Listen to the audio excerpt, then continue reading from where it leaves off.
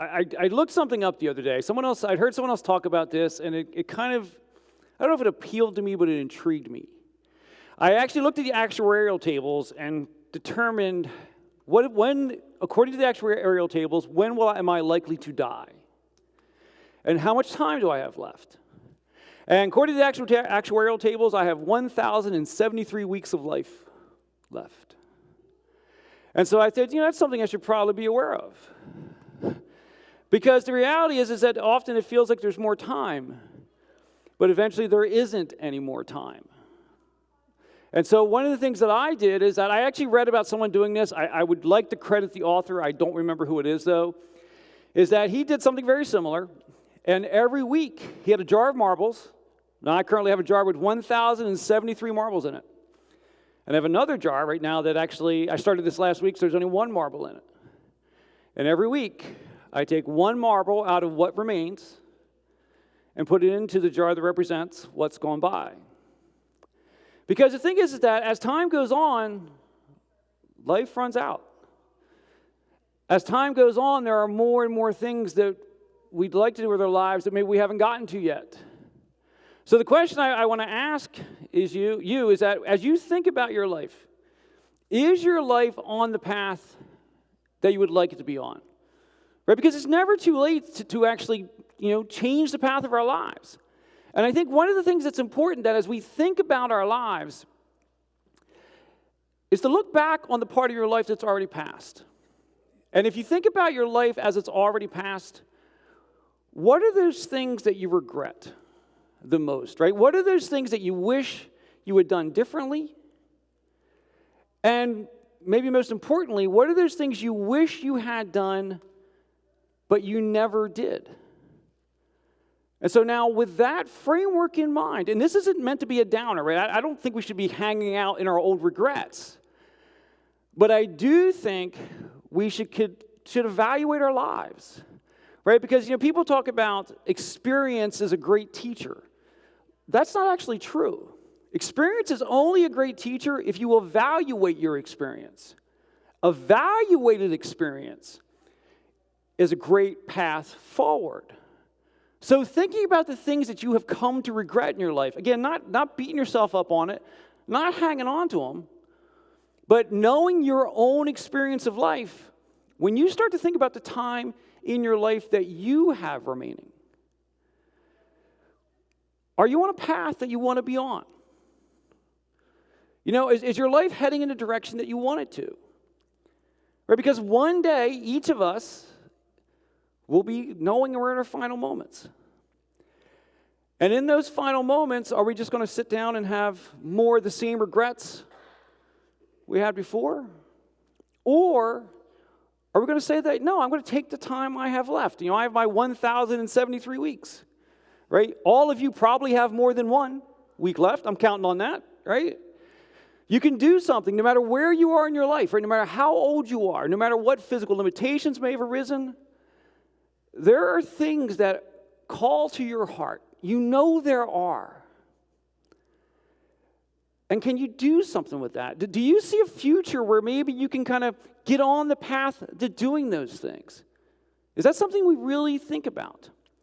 Because I have to say that if we look at our lives, if we look at our future and we don't see opportunity in it, I think it's important to ask ourselves, why? If you don't see the chance to do something in the time you have remaining, to do something, I'm going to say bigger, but I don't mean bigger in the sense that it's got to impact a lot of things, but something that's big to you, something big to what's important to you.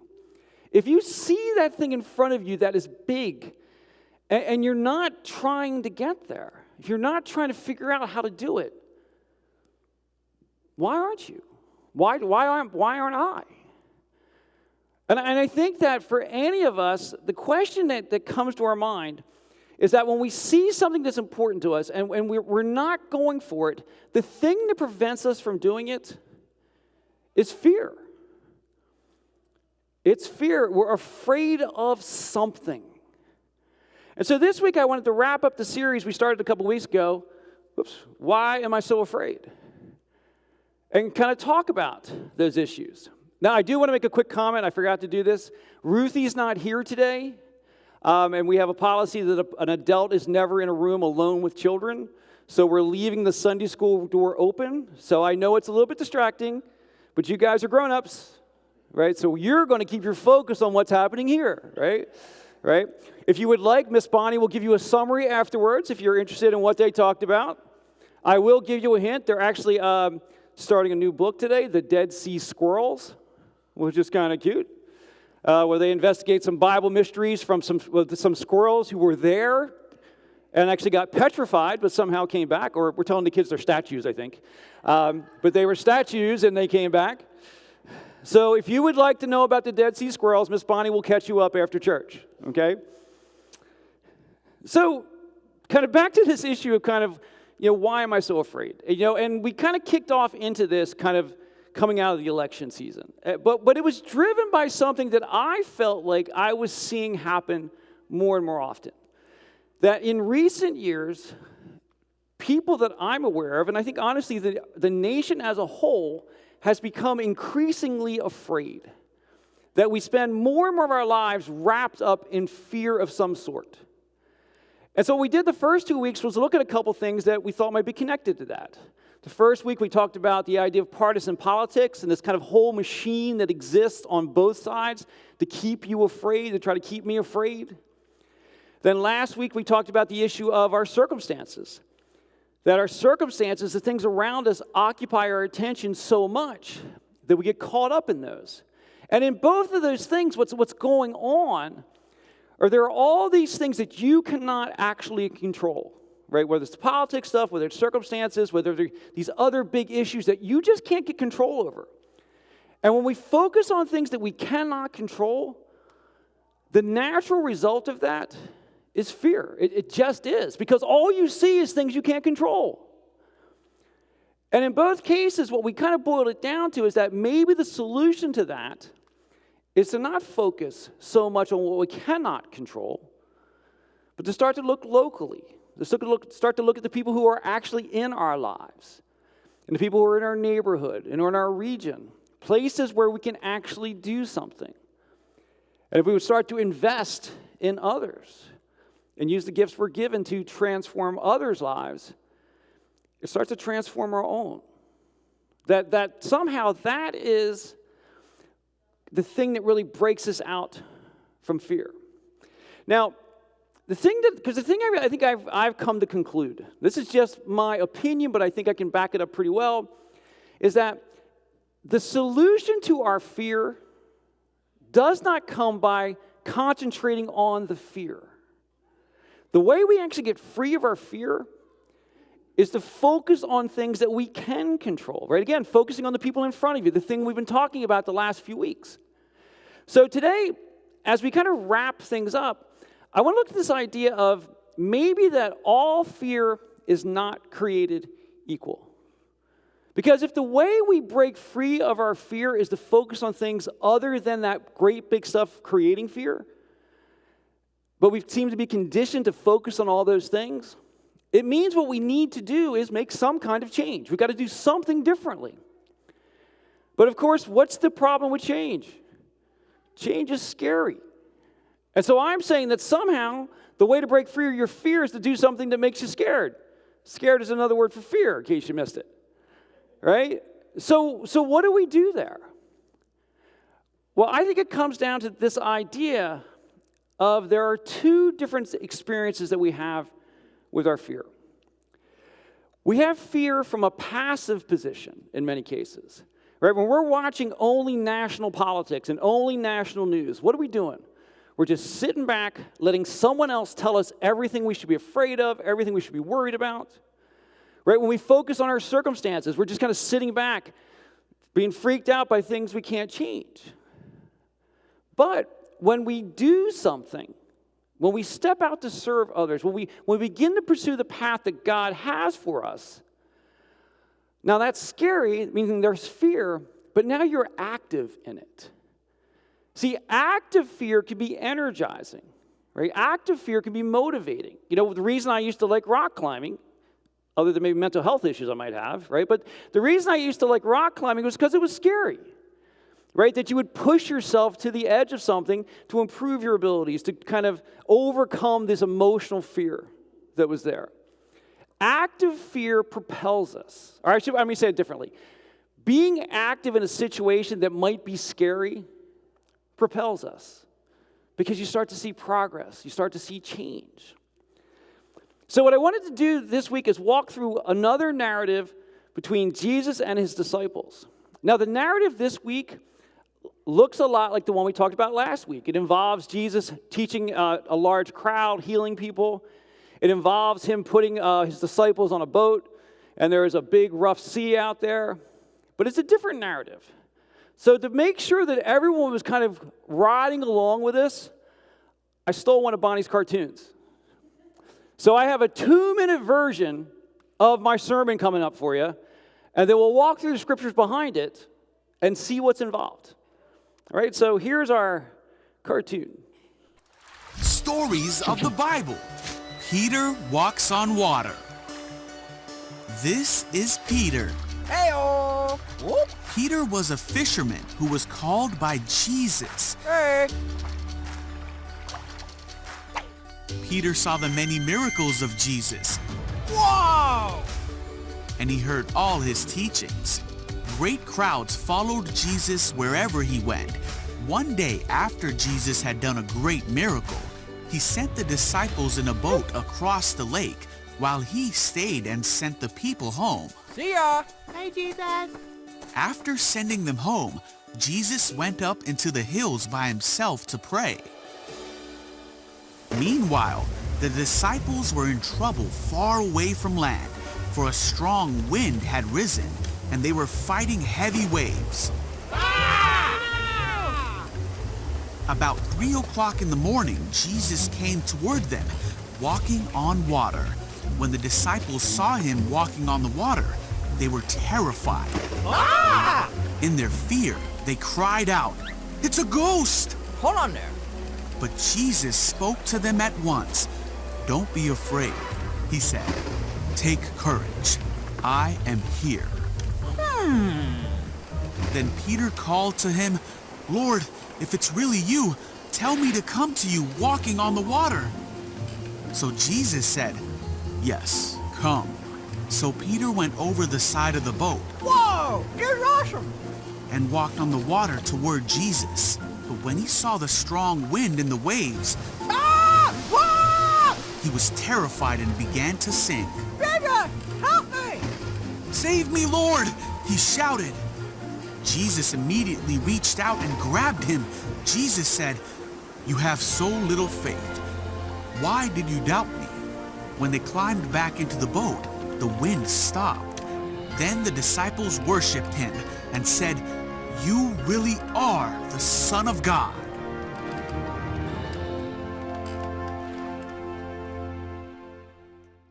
So, how many of you have heard that story before? Be honest, right? If it's okay if you haven't. Sorry, it's okay. How many of you heard it as a story of how big Peter failed? Because I don't think it is a story of Peter's failure. And as we walk through the scriptures, I think we see that it's really not. Right? So I just want to walk through this kind of verse by verse and see what's going on. Now, as the video showed us, right, that Jesus had been out there serving people. It was a situation where he'd been there all day long. It's a long day. He's tired.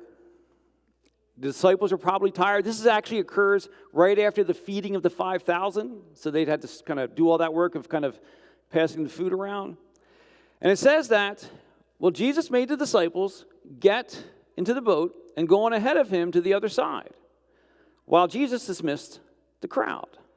So this is a key difference, right? Is that Jesus is telling the disciples to get into the boat, go ahead and travel to the other side, but Jesus doesn't go with them in this case.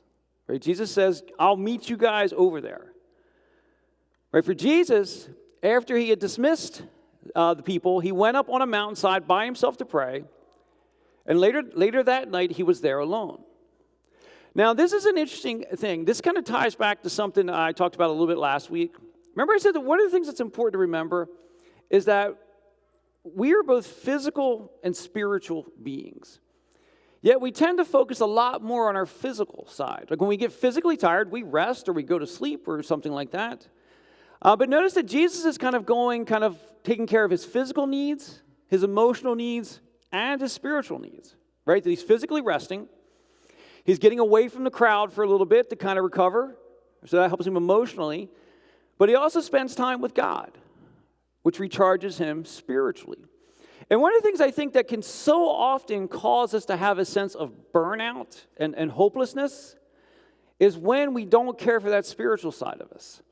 That we only see the things that are right in front of us, and we lose that connection with our deeper selves. We are not active in our connection with God. And this is so important that Jesus himself, who the Bible teaches is God, still needed that connection to the Father as part of his being recharged. So Jesus takes this time to connect with God and to recharge, but now for the disciples as they're traveling, their experience is really different. Now remember that this journey actually happens kind of overnight.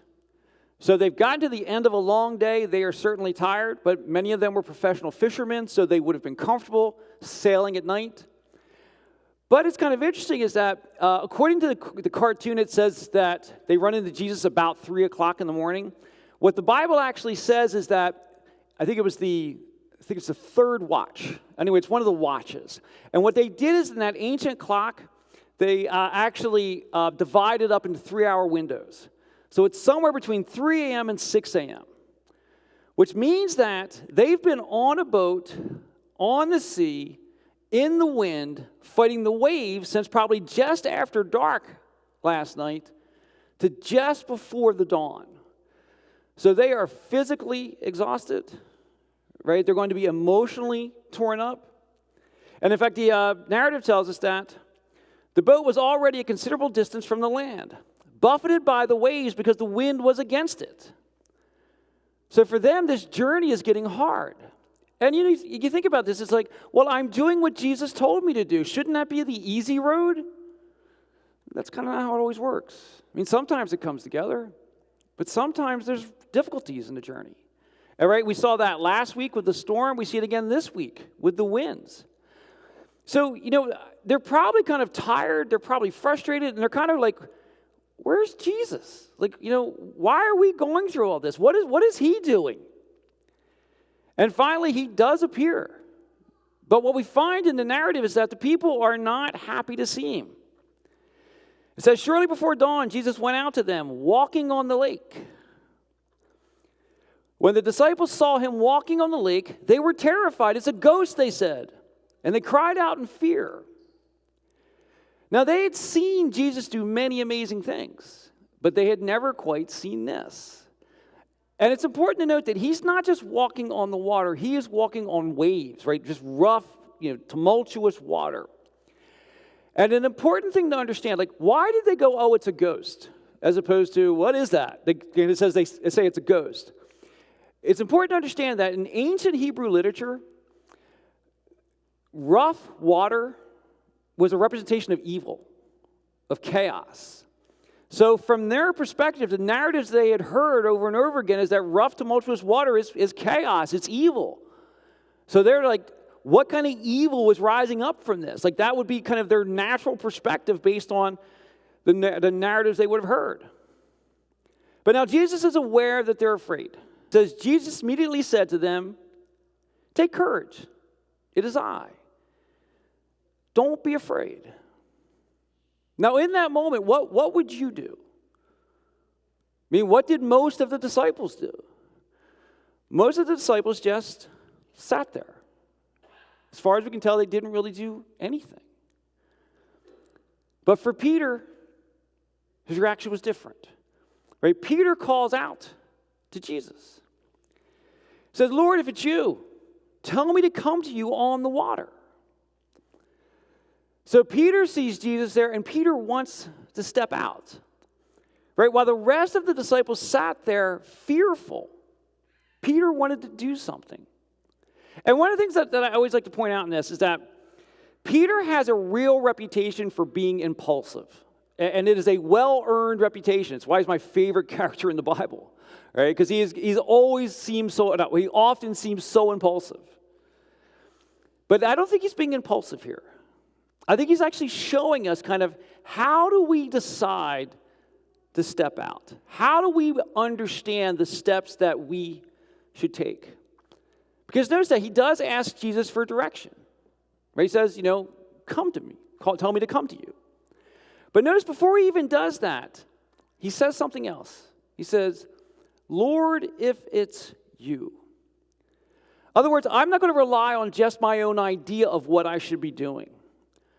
He's listening to the voice of Jesus. He wants to say, Jesus, if it's you, tell me to come to you.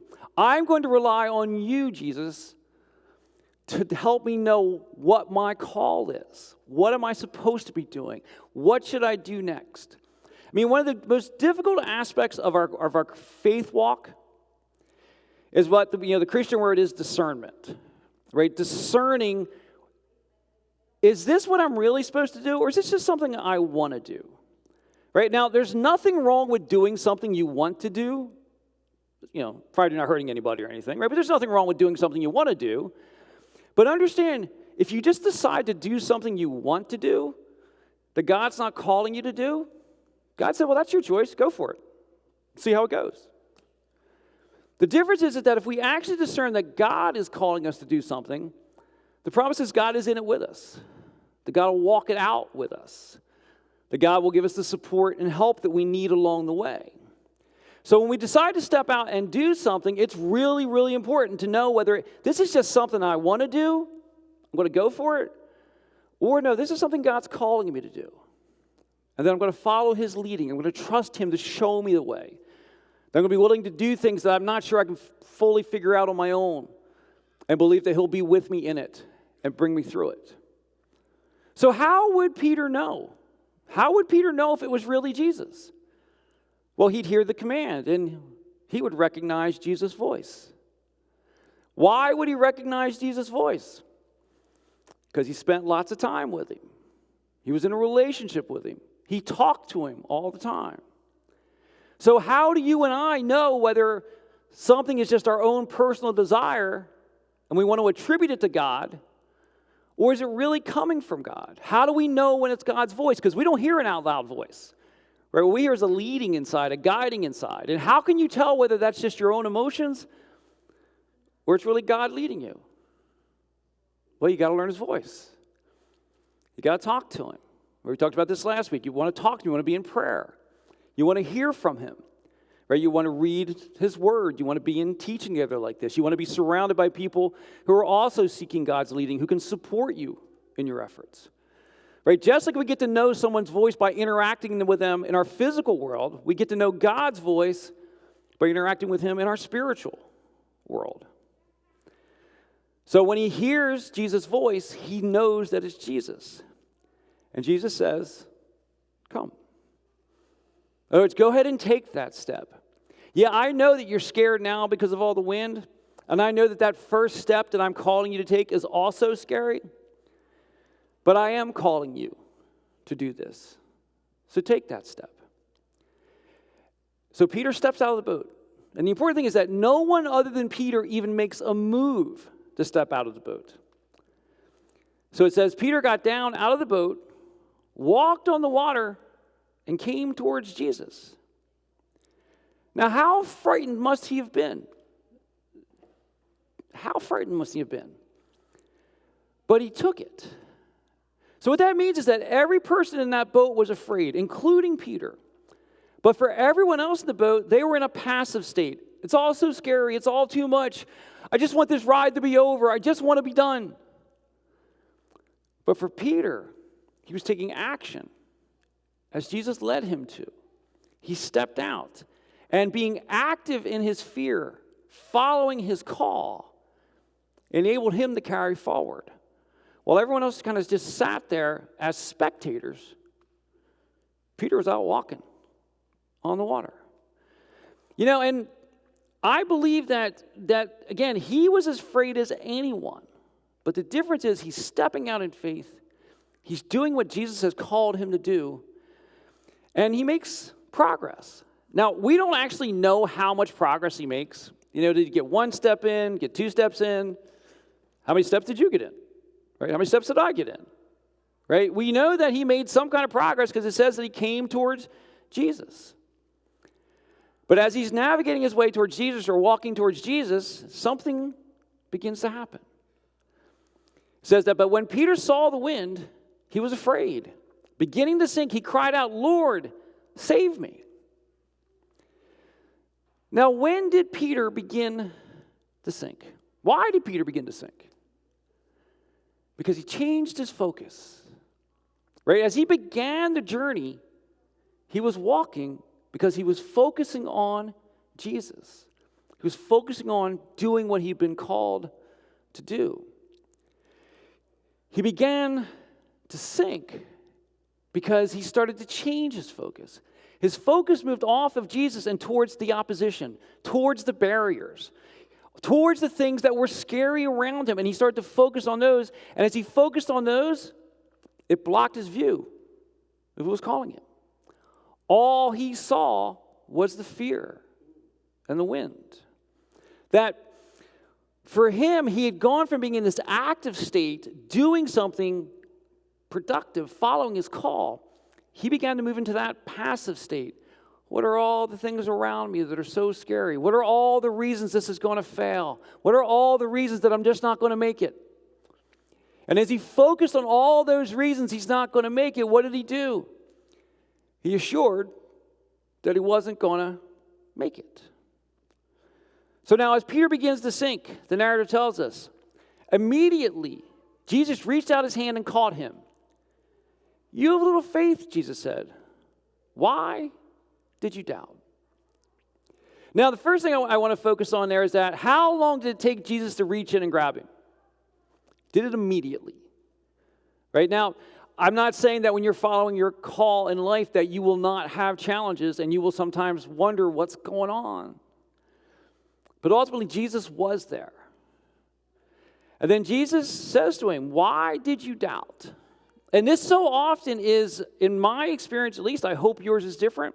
In my experience, when people tell me this narrative, when they say that Jesus said to him, "Why did you doubt?" They see it as a finger wag. Why did you doubt? Why did you do that? And I don't think that's the case at all. Because notice what happens next, right? So after this whole exchange that Peter's been walking towards Jesus, he gets overcome with fear, he begins to sink, Jesus grabs on, pulls him up. It says, they climbed into the boat and the wind died down. So given the timing of that, it seems that Jesus caused the wind to stop. Well, we'd seen that in last week's narrative, that as the storm rose up, Jesus said, settle down, and it stopped. And if the wind stopped as soon as they climbed into the boat, it would appear that Jesus did that again. And now if you're Peter, you're like, well, if you would have just done that 2 minutes ago, all right, I wouldn't have sank. If you would have just shut the wind down, I could have kept going. And that's probably true, because he wouldn't have had those distractions. But maybe it's possible that Jesus' goal for Peter was different than Peter's goal. Maybe Jesus' definition of success here was different than Peter's. Right? Peter was focused on kind of making it. Initially, he was focused on, I just want to get to Jesus. I want to get that far. And that's a good goal, right? But maybe Jesus wanted Peter to understand something even more important. When Jesus says to Peter, "Why did you doubt?" what he wanted Peter to do was evaluate the situation. Not that you're so bad and so wrong for losing focus, but evaluate your experience. Why did you sink? You sank because you got focused on the fear around you, those circumstances that you can't control. You sank because you lost your focus for where Jesus was calling him to, and you got focused on the things around you. Because Jesus knew what lay ahead for Peter, right? When Jesus ends his earthly ministry, who does he put in charge? Peter. And so he knew Peter would be responsible for leading this fledgling church, this new church that's kind of growing up. The first person to lead it when Jesus is no longer physically here. And he knew that in doing that, Peter would experience opposition. He would experience difficulties. And he had to be prepared for that. And so what Jesus wanted Peter to understand is that when you're doing big things, when you're pursuing your call, you are going to experience opposition. You're going to experience difficult things. There will be times where you'll be scared to death. But if you want to keep doing what you've been called to do, you need to stay focused on the one who's doing the calling. And he wanted Peter to learn that lesson in a safer place. I guarantee it stuck with him because it didn't feel like a safe place while he was sinking. But Jesus was right there physically with him. You know, and this is why I kind of, as I look at it, I see this as Jesus really, really preparing Peter for the work ahead.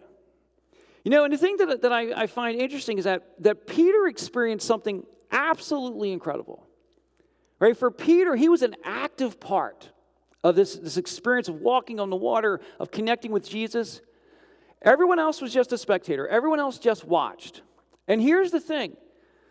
The only person who ever... I will wait. Okay, we got to get a new system because apparently you guys cannot hold focus when children walk out of a room. We'll try this again. This is kind of the whole point, people. When you look at a situation, right, all of them, if all the other disciples are there, they're sitting in the boat as spectators, watching something go down. But who was the only person who knew what it was like to be sinking and feel Jesus' hand reach down, grab them, and the strength in that hand pull him out of the hole that he was in? Peter was the only one to ever know that experience, an experience that would never leave his memory. An experience that, although it looked like failure from the outside, was just a necessary step in growing in his own faith. And that's the thing we want to keep in mind in our own lives, right? Is that as we step out to do the work that God calls you to do, as God calls me to do, there are going to be times where it's not going the way we want. And there are times where it's going to fall short. And so often we feel like this is happening because I'm doing it wrong or there's something's working against me. But maybe it's just part of the journey. That maybe it's those steps along the way when we stumble and we fall and we actually get back up that we learn that we're not alone.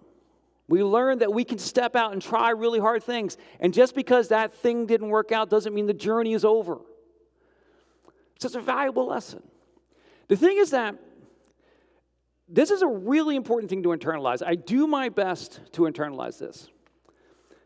God is far more interested in who you become than what you do. God is far more interested in who you become as a person than what you do. But what influences who you become? What you do.